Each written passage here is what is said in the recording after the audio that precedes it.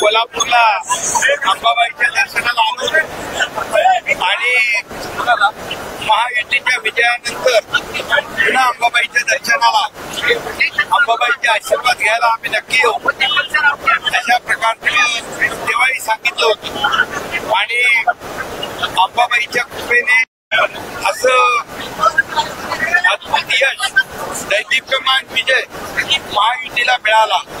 अंबाबाईच्या कृपेने आशीर्वादाने महाराष्ट्रातल्या तमाम थांबलेले प्रकल्प, बंद पाडलेले प्रकल्प, स्टे घातलेले प्रकल्प सगळे सुरू केले आणि त्याचबरोबर लोकाभिमुख कल्याणकारी योजना देखील सुरू केल्या.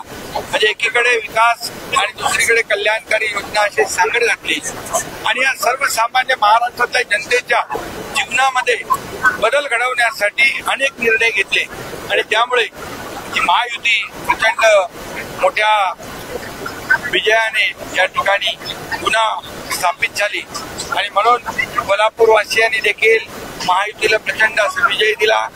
महायुतीचे सर्व आमदार निवडून आणले आणि म्हणून महायुतीला विजय अंबाबाईच्या आशीर्वादाने फक्त कोल्हापूर महाराष्ट्रात मिळाला. म्हणून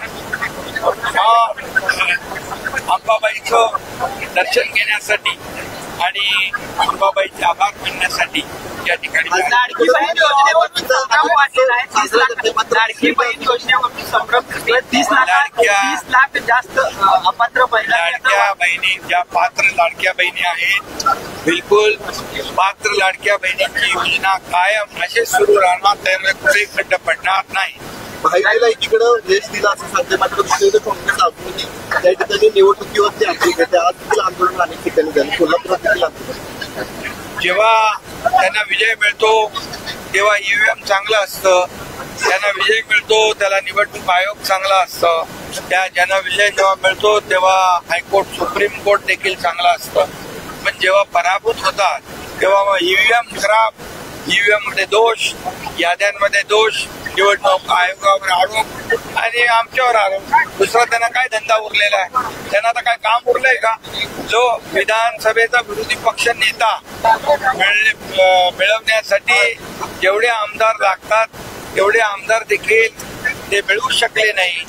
यावरून महाराष्ट्रातल्या जनतेने त्यांची जागा दाखवून दिलेली आहे आणि या महायुतीच्या फील्डवर काम करणाऱ्या सर्व शिलेदारांना विजयी केलेला आहे. घरी बसणाऱ्यांना कायमचं घरी बसवलेलं आहे. मनोज जरांगे पाटलांनी आजपासून पुन्हा एकदा उपोषण सुरू केलेलं आहे. मराठ्यांना आरक्षण मिळालं पाहिजे. खरं म्हणजे मराठा समाजाच्या बाबतीमध्ये सरकारची भूमिका अगदी पहिल्या दिवसापासून जी होती आजही आहे उद्याही. महायुतीच्या काळामध्ये मराठा समाजासाठी एवढ्या योजना आम्ही सुरू केल्या.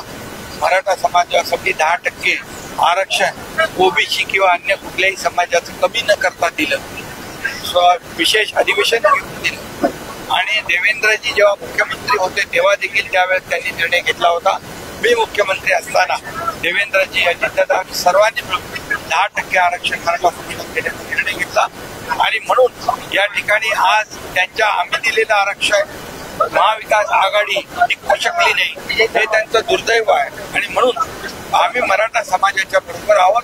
कायम त्यांच्या ज्या योजना आहेत त्या योजना कायम सुरू राहतील आणि जे 10% आरक्षण त्यांना मिळालंय त्या देखील आरक्षणावर रद्द करावं म्हणून महाविकास आघाडीतलेच काही लोक कोर्टात गेले, हे दुर्दैव आहे आणि म्हणून दिलेलं आरक्षण टिकलं पाहिजे आणि ओबीसी समाजाच्या किंबहुना इतर समाजाचं कुणाचंही आम्ही पहिल्यापासून आमची भूमिका ठाम आहे.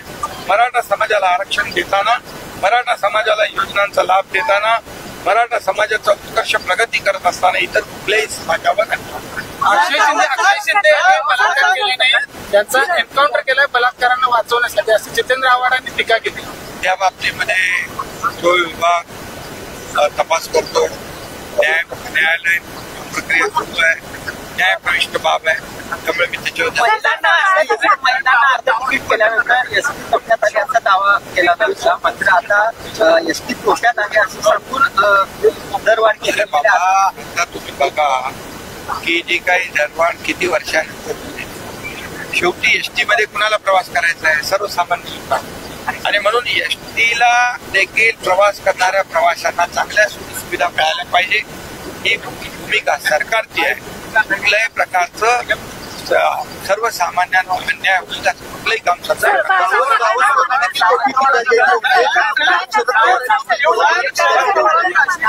शरद पवारांनी दावोसला तुम्ही करार करायला गेला होता. दावोसला गुंतवणूक करण्यासाठी गेला होता. गुंतवणूक करण्यासाठी महाराष्ट्रातल्या उद्योजकांना तिकडे नेऊन केलं. आकडे जे सांगितले ते कावे आहेत सगळे. हे बघा, मी आपल्याला एवढंच सांगतो, दावोस मध्ये मुख्यमंत्री देवेंद्र फडणवीसजी आणि उद्योग मंत्री उदय सामंत